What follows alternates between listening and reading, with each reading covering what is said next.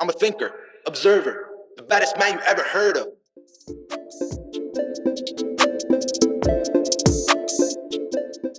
All right, welcome back everyone to the 2020 Vision Podcast. Again, I'm your host, Wesley Robinson. I'm excited today for this episode. I have one of my longtime mentees and a person who has a very bright future ahead of him. So, Trevor, how are you today? I'm good, man. How are you doing today, Wesley? I'm doing well. Thank you again for joining on this episode. I know we've talked about a lot of doing these conversations, to help the common college student and average 20-year-old get outside their comfort zone and talk about these different topics. So thank you for joining us. And if you want to introduce yourself, give a quick Hampton intro and also tell us what your plans are for the future career. Got you. Hello, everyone. My name is Trevor Whitaker. I'm a third-year broadcast journalism major, leadership studies minor from Montgomery County, Maryland. And pretty much my plans for the future, hopefully I want to take what I'm doing right now and really get into the journalism field. So maybe become a sports talk show host or even just working with a news and radio station. That's my passion. I love talking to people and I love talking about things I'm passionate about. So those are my plans personally. That's awesome, man. And I know I've known you for a minute now, and we've discussed like future plans, careers. And so for everyone watching, when you go to an HBCU, and so for our topic today, we're going to talk about the importance of being at an HBCU, the importance of being a Black scholar, and also just talk about the difference between the HBCU world experience and going to a PWI, and also the difference between the amount of networking plus the amount of different experiences that you get to have. So, Trevor, I know when we talked about in the past, talking about HBCUs and the experiences that they have, I know there's a lot of talk about HBCU students having, the amount of comfortability in being themselves when they're at an HBCU. And I know that I was speaking on a previous episode, and being at a HBCU, honestly, from what we both seen, has been both a gift and a lesson at the same time. For sure. A lot of people take what they have and try to, it's kind of like being a scientist, like putting it into a lab. You get to test out different things. On our campus, there's so much you can be a part of. And I know at different HBCUs, everybody kind of has like that mantra. Now, if we look at Hampton as a whole, we look at it as a standard of excellence. That's what we live by. That's who we are. And I think, being a Hamptonian is so special in its own way. And I know when I first decided to apply for colleges, I was looking at different types of schools. I applied to probably 4 HBCUs, a couple PWIs, definitely mostly public schools. And I know Hampton has been like number one since day one, and figuring out like what I wanted to really do with my college career. So, in kind of like your own words and in your own perspective, talk about like what it meant for you to attend Hampton, and more importantly, what it meant for you to attend an HBCU, and then go into a little bit about like your background journey and how you chose to go to Hampton, what your options were, and how you kind of like, balanced it out and figuring out what your college choice was going to be. No, absolutely. First of all, thanks for that question. But I know for me, one thing that really led me to decide to coming to Hampton and going to an HBCU was really just based off the fact that I grew up in a predominantly white area, Montgomery County, Maryland, at least where I am. All the schools I went to were white. Pretty much my neighbors, same thing. Everybody's white. And so, it's one of those things where you feel almost like you have to code switch to an extent. You can't really be your normal self. And I wanted to finally have that opportunity to be my normal self. It also helped that my brother is actually an alumni of Hampton. So that was something that definitely helped in my decision-making process. But I really wanted to go to an environment where I felt like I was getting supported, but also going to an environment where, I just know like everybody's going to be there for me. Things are going to be there for me. Opportunities, people, overall, it's just a great space for us as young Black scholars. And I know for me, I thought that it would be a perfect fit. It's also somewhere that's not too far from home. So that's always that's always a good thing. So I know, at least for me, that's kind of why Hampton I thought was a really good option, and why I thought being at this HBCU was super important. Yeah, and I love when you say the amount of opportunities. I feel like that's taken for granted in so many different ways, and how people view their possible like options when they're choosing colleges. And I know for most high school students, for people who are looking to extend their higher education, choosing a HBCU may not be their first choice, but for most of what I've experienced and actually learned from people, that was their final choice, right? And so when you talk about the difference between going to a HBCU and a PWI, I think you have to talk about the amount of comfortability that you have. And we're talking about being a black scholar, and everybody has their different opinions. But I feel like going to a HBCU, it allows you to get exposed not only in your own world, but also in the real world as well. Because even though, we, of course, attending Hampton is something completely different. Like the Hampton experience alone, a lot of people will not understand, because that is our own little world. But if you go to these other HBCUs like, A&T and Morehouse and Spelman and Clark and just all these, prestigious HBCUs, you kind of see like the experience stays the same, but it's just the environment that's changed and how people view that. So, for all of my people who are in high school who are, trying to figure out where to go to college, I always say, and if, of course, for my black scholars, choose the HBCU first. And here's why. I say this because we already in this world are a minority, and we see ourselves, as people who feel like we constantly, have to prove doubters, prove people who are wrong, and we're constantly having to work extra hard. And I feel like going to a HBCU, especially for us at Hampton, I feel like we've been kind of given and not in a negative way, but we've been given a silver platter to shine. And that's a huge opportunity, especially, you've seen the things that we have done together as a collective, and the kind of stance that we've taken on things. Remember we had the event last year, the march, for I forgot the name, but we had a march for a really important matter. And so I think that bringing us together was really, that was probably one of the best experiences I've ever been part of. And I know some people looked at that as, a wake-up call, because that's what we do when we're at HBCUs. We see the things that we are part of, the things that we accomplish. Those are wake-up calls for people. And so I've had a lot of people reach out to me, say specifically, why did you attend Hampton? Why did you attend an HBCU?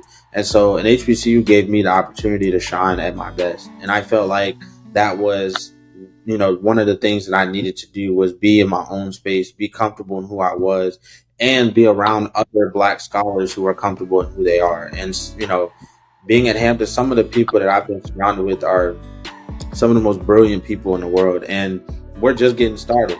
It's not like we're at, different phases in our lives. We're in college. This is a stage to get out your comfort zone, to explore yourself, to really figure out what you want to do. And so, I always gladly say, like, my first choice was a white school. Newport. I chose Christopher Newport as my first choice. Now, the reason for that was because of the amenities and the view and everything that the campus had to offer. But I didn't see, as a black man going into education, that I needed that opportunity to be at a school that was going to take pride in that, and also realize how important it was for me to get the best education around my own people.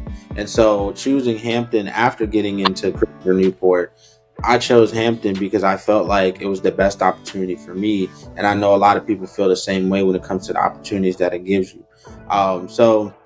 And then going back to the term black scholars, we look at black scholars as kind of like a secondhand term, I feel like, to the world. But to us, it's like, looking at people who make a difference, people who make an impact, and people who really, dig deep within the world's issues to try to change that. So in your opinion, thinking of yourself as a black scholar, how do you feel you have, learned how to navigate both the HBCU world and the real world in that mindset? And also, how do you feel as a black scholar you've been pushed or challenged or motivated, to do better for yourself, being in this space for 4 years and beyond, as an alumni and stuff like that? No, absolutely. So, I know for me, and kind of just to add on to some of what you were saying before I get into that, um, I know for me, one of the reasons, like again, and that's going back to why Hampton was so appealing, was just the idea that you're going to be able to go into this environment with people who look like you, but also you're going to be able to get pushed.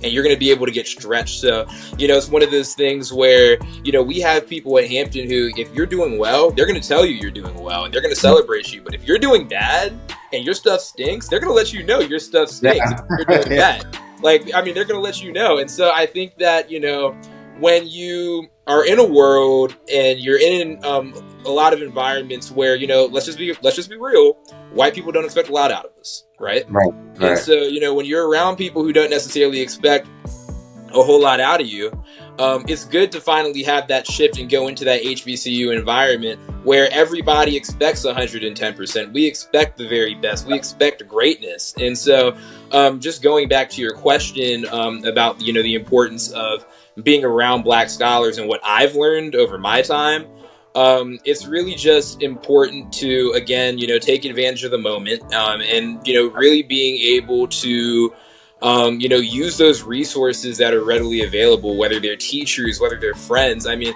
some of the biggest lessons I've learned haven't even been from certain teachers. They've just been from some of my friends, from some of my peers who've, been able to tell me like, hey, you know what, bro, you got to step it up. Like, you got to do more here. You got to do more there. Get involved in this, get involved in that. And so I think when you have that support system around you, it's really, really big to your overall development. And, I just want to throw this in there. I know you were talking about something, a note for high schoolers earlier, but yeah, to any high schoolers who are listening to this, especially Black high schoolers, Black scholars, I just want to make sure y'all hear this. You have the rest of your life to be a statistic. You have the rest of your life to be a number. For these next 4 years, when you're getting ready to pick a college and pick a school, pick somewhere that's going to put you first. And that's the HBCU environment. They're going to put you first. And so you really just need that for your overall development. It's important for you and it's good for you. And I think that that's what not just Hampton provides, but all these other HBCUs, they provide the same thing. I mean, you look, even when you get outside of Hampton and you look at Howard and Morehouse and FAMU, you look at all these other HBCUs, yes, we might have like this rivalry with Howard and rivalry with Morehouse per se. We might have rivalries, but when you look at it at the end of the day, once we get outside into the real world, we're all one. We're all a family and we're all trying to help out each other and, just use each other as bridges and connections to try to get to the very top. So, I mean, I definitely would say that, yes, to your point, being around Black scholars it's crucial. It's needed. Yeah, absolutely, man. And I definitely, what I love about the HBCU world is I feel like you get a little taste of everything, and I've been around people who have been able to create, amazing things from scratch, literally from point blank, like cardboard. And I think the idea to be able to create something that's so powerful to me, and I was talking about this on the last episode, is the fact that we're able to create in this world. I think it's like, for my people who play video games, it's almost like, let's use Fortnite as an example. Like, you are in a game, in a simulator, and part of the HBCU world is being able to control what different areas you go into and how you are as a player, right? And so one of my favorite quotes that I live by is, be a game changer. The world is already full of players, right? And so I think in the HBCU world, we have a lot of players who pouring into the biggest goal, which is to make sure that everyone receives an education. But being a game changer means that you are creating new ideas. You are trying to change the world in a way where no one else has thought of. And that's why I think it's so important when you talk about making sure that high school students and people who are looking to further that education, to make sure that they choose this. It's kind of like a world that's already there for you. It's kind of like, you just have to, have the mindset to say, I want this. You know what I'm saying? Like, Yep. It's pretty much, and I tell this people all the time, like, pretty much all HBCUs, in my opinion, and people that I've heard, are all the same. They just have different ways of succeeding. And I think that's how you have to look at it. We look at Hampton, we look at A&T, you look at Morehouse, Spelman, like, the standard of excellence that we live by is how all HBCUs surround the way that they do things, and I think that's powerful when you look at people who go to these different schools. But when we come together, it's probably one of the best feelings in the world. Like, you talked about like the HU versus HU rivalry, like that. I feel like is a great promotion gimmick to sell, obviously, because it's something fun that we take part of, and it's something like it's a tradition, like that's what we do. But when I'm around people from Howard, and when I'm around people from other HBCUs that come down and celebrate these things, I'm getting such a vast world of different types of people, opportunities, careers, occupations. Like, I don't think I've ever, as a child growing up, like I was already a part of that. Both my parents being very big like career people and putting me around educators and doctors and people who succeeded in their own way. But for me, entering that world as a young adult, that really like forced my mind to open up and say like, this is what you needed, and I don't think I could get that at a PWI or any other school, because I'm already a minority, number one, and being at one of those other schools, I feel like that would just make me more of a minority. And I think being at a HBCU, you feel like you're part of this top population of people where, if you want to get something done, or you want to learn something, or even just invest in something, I feel like there's always somebody that can do it. And we can talk about like, more importantly, we can talk about the Hampton alumni system. Like that alone is probably one of the best in the world. If It's a game changer. It really yeah, is a game changer. people say like, Hampton alumni are very like secretive and protected. That's just because that's who they are as people. But when you're talking about from a Hamptonian perspective, like, oh, I'm gonna reach out to this Hampton alumni, or I'm gonna reach out to this Hampton, having the term Hamptonian in your bio and profile, and even just like life, that goes such a long way. I have been able to get so many opportunities by just saying that I'm a Hamptonian. And I know, the people talk about like the viral sense of going to, an airport or going to these public places and you wearing, HBCU merch, and somebody's going to reach out. That's the type of love and power that you want to feel when you're a part of that HBCU experience. And I think that's what makes it even more powerful, because one alumni who attended a HBCU and a student who attended a HBCU, that alumni is going to know as soon as they see that merch, or even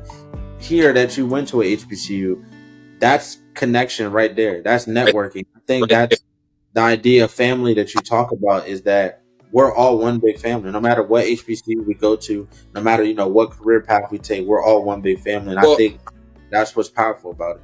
Well, I mean, I think, just going back to it, I think that we're always quick to help each other. We're always quick to lift each other up. But, also to just add a little bit more to it about the HBCU experience, I think a lot of people from the outside looking in, a lot of people who aren't black, they look at it and they think, oh, well, all black people are the same. You go to an HBCU, you realize we're all different. We're very diverse. And you got people who are coming from the middle of nowhere down south. You got people who are coming from, places like LA, New York. You have people coming from everywhere, all walks of life. And you're creating this valuable experience with a plethora of different people.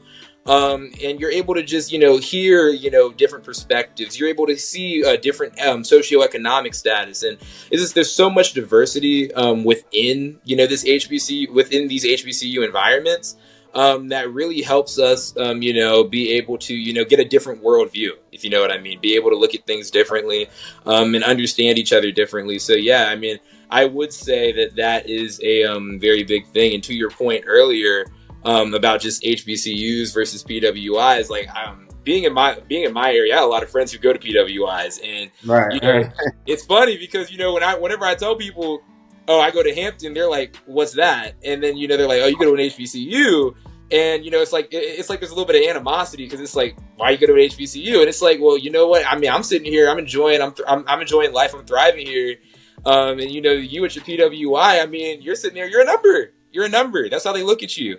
I mean, and so I think that at the end of the day, I mean, there's so much value that you can gain from this from Hampton and really from all these other HBCUs. Like, even if Hampton isn't your first option and you want to go to Howard, that's okay. Or if you want to go to Morehouse, that's okay. A&T, that's okay. Like, there's so many different options for whatever you want. But at the end of the day, you know that you're going to turn into, really, as I say, you're going to turn into that powerhouse. You're going to turn into that powerhouse. You're going to go out into the real world. You're going to do your thing. And overall, things are just going to be great. So, right. And I think that ultimate outcome of attending a HBCU overall and being a black scholar that attended HBCU, more so graduated from a HBCU. Remember, y'all, the important thing is to graduate. So, yeah. HBCU, but make sure you graduate, because obviously being in the real world, that goes a long way. Saying that you were able to graduate from a HBCU. And like, it's crazy, man. I watch all these like interviews and people on Watch the Yard and HBCU Buzz and all these like different HBCU promotion pages, and they make us HBCU students feel like kings and queens. And I think that's what I love most about the community, is like, we're not just one little family at Hampton. We're a whole world network. Whole family. And it's crazy. I've met people off of social media who attend other HBCUs, and it's like, it's not even like I'm meeting them for the first time. I feel like we can just like have an engaging conversation and say like our experiences at a HBCU, talk about like the different demographics of what we see, the possibilities and different opportunities that are explored. And so I think that's what makes it powerful. It's a community as a whole. And I think when you think about community, you have to think about the accomplishments, the things that gets done.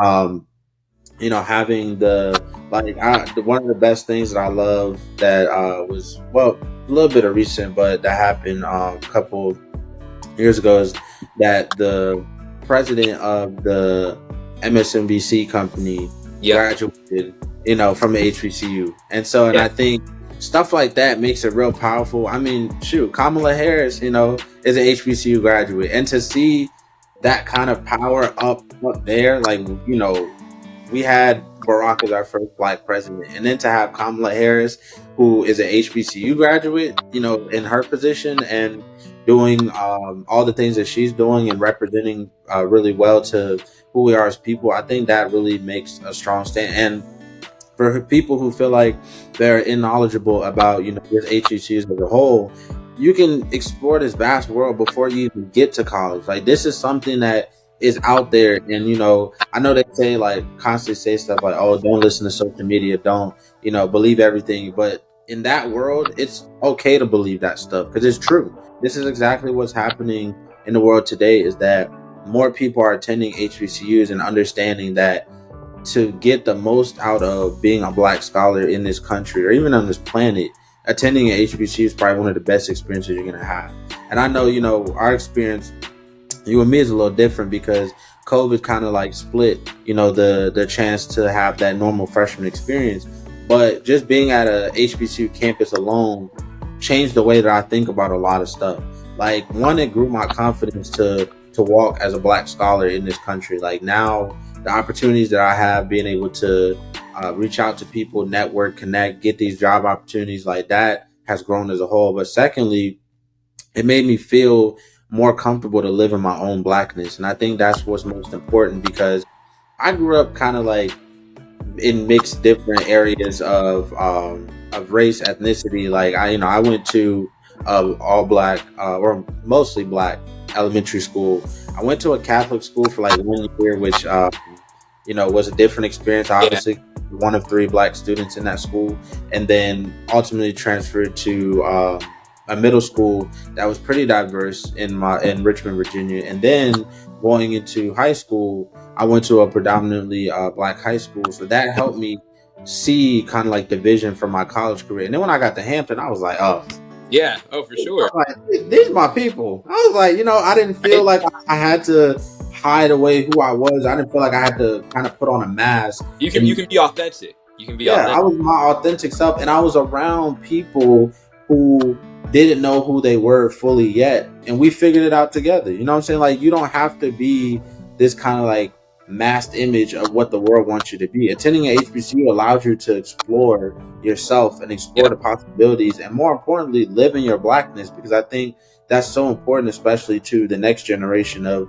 kids that are coming. Because I mean, our generation was kind of like the mixed balance between the old generation and the millennials, and now we are kind of like the next up. And I feel like we got a good mixture of the old generation and the millennials, so we actually have a sense of what it means to be black scholars and also just scholars in general. And I feel like our job for the next generation is to make sure that we influence them to learn about their history, learn about what it means to be a part of that world, and third, what it means to really show up and involve yourself in the community. So yeah, go ahead.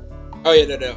Well, all I was gonna say too, like, to your point, you mentioned something too there about like, learning about HBCUs, but like learning about your history, and that really had me start thinking about the fact that in a world where it really just in the U.S. right now, where we're starting to go backwards on certain things. I'm not sure how much you keep up with politics, but if you look at what happened with affirmative action not too long ago, I think everybody's looking at it from the school perspective. But what a lot of us aren't realizing is, okay, it's not just what's happening with schools and college admissions. This is going to have to do with the workplace. This is going to have to do with jobs moving forward. And so, being able to have, black and brown people in these, workspaces, in these environments is really important. And I think that, the more of us that, that we're able to come to these HBCUs and we're able to learn and we're able to grow and we're able to be successful and get in positions of power, we can afford to give others of us this same opportunity, because as of right now, I just keep saying it, like you look at Florida right now, they're trying to erase history. They're trying to rewrite history, basically. And we can't let that happen. And one of the ways that we cannot let that happen is, again, go to our HBCU, support our black colleges, come out of here, get a really good job, and, get in these positions of power. And again, passing this down to the younger generation and getting this younger generation in the workspaces and being able to get them successful and get them on the roll. So, I mean, I do think, again, that is really important, in being able to learn your history, because that is something that HBCUs are very, very, very strict about. You got to learn your history. And I mean, it's something that I feel like, especially, at least for me, I can speak from going to white middle school, white high school. Man, a lot of the stuff you're learning there, it just isn't right. Like, it's not right. And there's a lot of things that you don't know about. So, by the time you're able to get to your HBCU, you're learning about all that. You're learning about the importance and the significance. And, really, once you're doing all that, you're just able to, take it and, put it into action, and, just keep it in mind. So it's important. Yeah. And America, but just saying that word just bothers me sometimes. But America does such a, they try so hard to rewrite our history, and I think obviously you can't say that. And it's not even about this country; it's more so about this planet. Like you can't mention this planet without mentioning Black history. Like there's just like we literally are a part of this planet, and we're a part of society. And I think for so long, a lot of people have lived in the spaces of feeling, and this is not to be negative, but feeling ignorant and feeling like they don't know how to respond to these situations. But it's so easy to go out and figure out simple stuff that you can do. One of the things that I mentored with and also partnered with this past semester was the Broken Men Foundation. They are literally a group of Black fathers who take young Black boys from low income, communities, and they help them see these amazing opportunities that could be. And I think that's one of the best things that you could ever do, because the younger generation has to see that. And if they don't see it, then they're not going to be able to apply it in the future. They're going to, I think, I was talking about this on the last episode, is like keeping a narrow vision of things. What I love about what they're doing is they're showing them every possibility of what you can be as a Black man or woman. And I think going to a HBCU just completely, throws that out of this world. It shows people that is literally giving you like the platform to do it. And so, when I first thought about attending Christopher Newport, it wasn't more so for just the school as a whole. I was attending it because of the amenities and, like I said, the things that I saw in my eyes. I was like, wow, this has a nice campus. Like, I'm not gonna lie, their cafeteria was top tier. So Mm, that was definitely one of the things that I saw. But then I was like, I need to go somewhere where I don't have to constantly explain why I'm here. And why I'm that's here, right? actually why I attended a HBCU. Because at HBCU, you don't have to explain why you're there. Because you know what? There's 6,000, 10,000, 50,000, 30,000 people who are there for the exact same reason. And that's why I say attend the HBCU, because you're not gonna have that as a PWI. As a PWI, you're gonna constantly have to explain who you are, why you're there, and that more so is, the only way you're not going to have to explain that is if you have that confidence to say, this is who I am, this is Mhm. what I'm doing. But remember, most people don't have that. Most people feel intimidated because they are a low number and a minority at these Yep. PWIs, and they're going to like hide away from that. But if you go to a HBCU, man, every day I walk on Hampton's campus, mentally I feel like I'm a king. I feel like I'm living as a king on this campus, and I'm doing what I can to make sure that I inspire the next generation to do the exact same, because it's changed my life. I've been able to do these opportunities, to volunteer, to mentor, a lot of people throughout my college career, and I couldn't do that attending anywhere else. And I think what you said earlier about pouring into, our younger generation, as from what we learned in our experiences, and taking what we learned from our parents and their grandparents, and making it important about our history and our culture.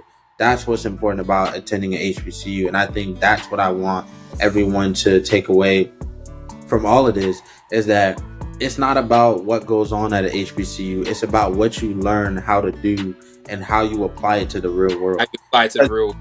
Yeah, you can go to an HBCU, party, have fun, do the things that you do, but what are you gonna take from that experience, and how are you gonna apply it to the real world? That's why I said I love seeing these HBCU graduates post college who are doing these amazing things. Just like literally, and one of our very own, Amber Anderson, Yep. who was in Hampton. Like, just look at everything she has done, post and before she graduated. Like, and I love her story, because I told her this when we last talked, is that her being from Chicago and being from like an inner city in one of those big cities, where you come to a space like Hampton. That's why I love what you said earlier about the type of demographics and where people come from. You can be from the South, you can be from like the Yeah. biggest countryside ever. You come to Hampton. I mean, my dad, and this is why we're able to relate so well, is that my dad is from Alabama also, and he came from a town called Talladega, and he came from Talladega and went to Hampton. And Hampton, obviously, at the time back in the '90s, was very countryside too, and had its own ways. But I'm sure the world and the experience that he had was completely different from Alabama, because Alabama is very like separated from kind of like different things in the country. And I know that Alabama is also very country, so there's a lot of countryside. You're gonna see a lot of farm and a lot of different ways of that. But when he came to Hampton, it was a completely different experience. And I think we can talk about how our experience at Hampton was obviously completely different from back in the '90s. But one of the best things now, I feel like, is HBCUs are more promoted. HBCUs are being spotlighted. HBCUs are being recognized by the higher power, and that higher power is the change that we need in society. Not the change that that it wants, but the change that we need. And I think it all starts with us, and making sure that we mentor and inspire people of the next generation to do the exact same. So yeah, I definitely agree with you on that. And I think for everyone watching, if you're a high schooler, if you already go to college, if you are already graduated from college, take this time to really evaluate and say, what have I learned from my college experience, and how can I apply it to the real world? This can be if you go to a PWI, if you go to a HBC, if you go to a community college. What can you apply from what you learned in your experience, and how can you change the world with that?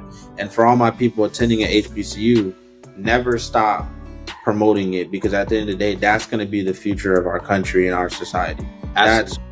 That's what it's gonna be. So yeah, but if you have if you have any last minute things to say, or any advice that you would give to high schoolers, or just people that are about to go to college or who are in college and maybe thinking about transferring to a HBCU. Hopefully, after this conversation, they might be persuaded.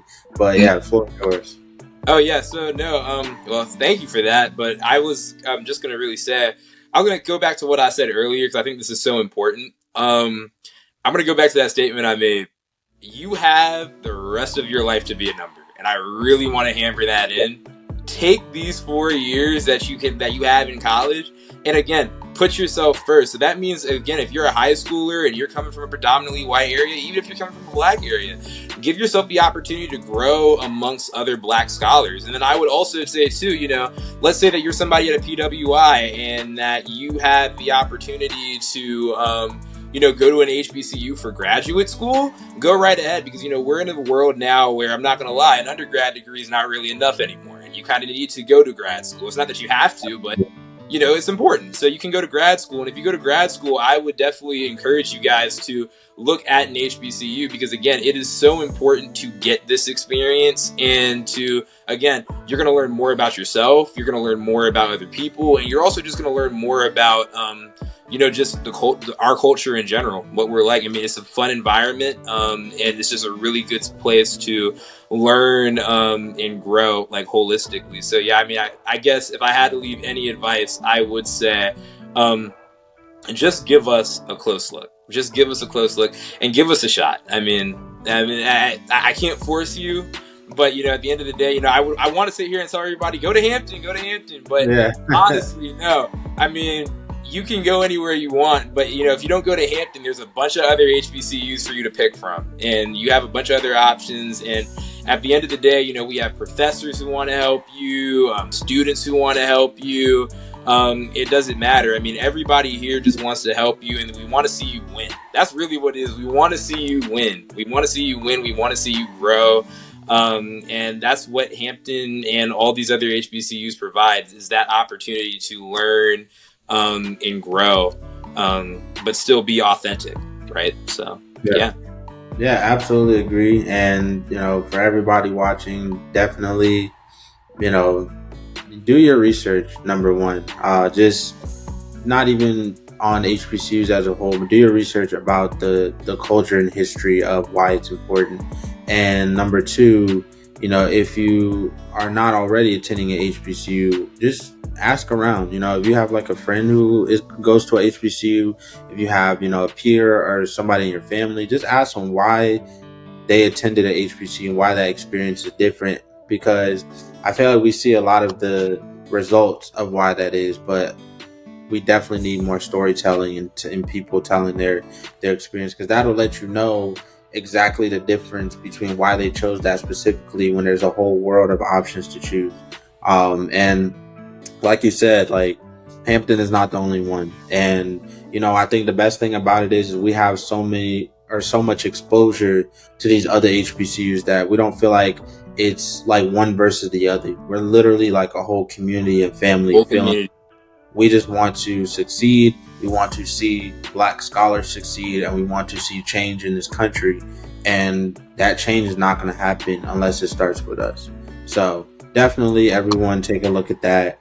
And Trevor, I just want to say thank you for hopping on this episode. Man, you have a natural voice to be a speaker, and I know that I'm just so proud and inspired by all of you all that I've been able to guide you all to success, and also just see the growth, because I think that's also important, that we talk about growth and seeing how people can change for the better, and how people can inspire others, because they say that people's perception of how they change is different from how the world views you. So I think everyone should have a chance to, if you have a chance to mentor somebody, mentor them, give them a chance to learn from you, really kind of just take little bits and pieces that's going to help them become a better person and help them change the world too. Because at the end of the day, we're not doing this for fun and entertainment. Like, this is the real world. And I think sometimes we do get wrapped up in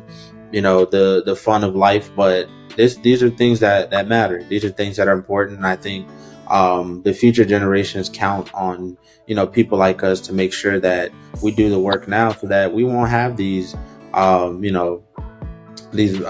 back changing issues later on in the future that are going to take us backward, because we're trying to go forward. That's the only way. That's the only way that we're gonna advance as a society, is if we go forward. I feel like we're constantly going backwards, that we're not realizing we could do so much as a whole, instead of constantly, this society's mantra has always been to thrash each other's necks and throw people under the bus and, get messy in politics and stuff like that. But if we can do small things here and there to inspire people and really just, focus on love and kindness, which is obviously the vision that God had for us when He created this planet, then that's all that matters. So, I mean, at the end of the day, I just also want to leave off on this, like, whether you're going to a PWI, whether you're going to an HBCU, just remember, like, regardless, you're black, you're brilliant, you're talented, and we just got to take this, and we got to take this out into the real world, and we just got to show everybody who we are and what we're like. Be you, do you, and have no regrets. Be authentic. Be authentic. Be authentically you, and be authentically black. So, yeah, for sure, and that's a good way of saying it, because I think most people look at blackness in one shade, but we're such a, oh my god, it's like a binder full of so many different opportunities and possibilities that can be explored. So definitely live, in your authentic self, and make sure that you have a vision for how you want to change the world, and don't let nobody tell you that you can't, because there's plenty of people in this society right now that are changing the world in such good ways that nobody's talking about, that aren't going viral, that aren't getting the headlines, that aren't getting the recognition they deserve. So do what you can to spread kindness, spread love every day, and at the end of the day, the goal of this society is to move forward, inspire people, and to always love each other no matter what. So absolutely. But thank you again, man, for real, for jumping on this episode. And I'm excited for everyone to really listen to this, because I feel like it's important to know that you are worth any decision that you make. And I know that no matter what decision people make, it's going to be respected. But it's good to influence people that there are options out here, and there are ways that you can make a difference in this life. So I really appreciate it. And for everyone else, the biggest takeaway I want you all to take from this episode, like Trevor said, be authentically you. Do not let nobody change your opinion. Do not let anybody influence you to do, anything negative or go a different path. If you want to do something, do it. That's as simple as I can say it. There's nothing else that go into it. Do it. Like, at the end of the day, the worst thing that can happen is you stopping yourself. There's literally, like, I think we live in a society today that's constantly feeling like, you need the validation from others. You don't. You don't. Do it. Come up with a plan, have a vision, figure out who your audience is, and execute it. Simple as that. It's about you. You do what makes you happy. Do what makes you happy. Because nobody else wants to. I'll tell you that. For sure.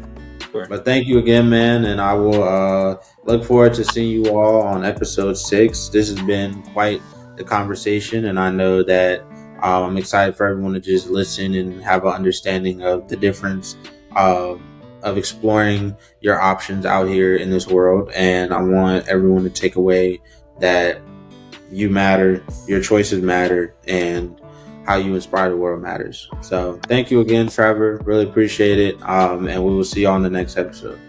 Thank you, Wesley.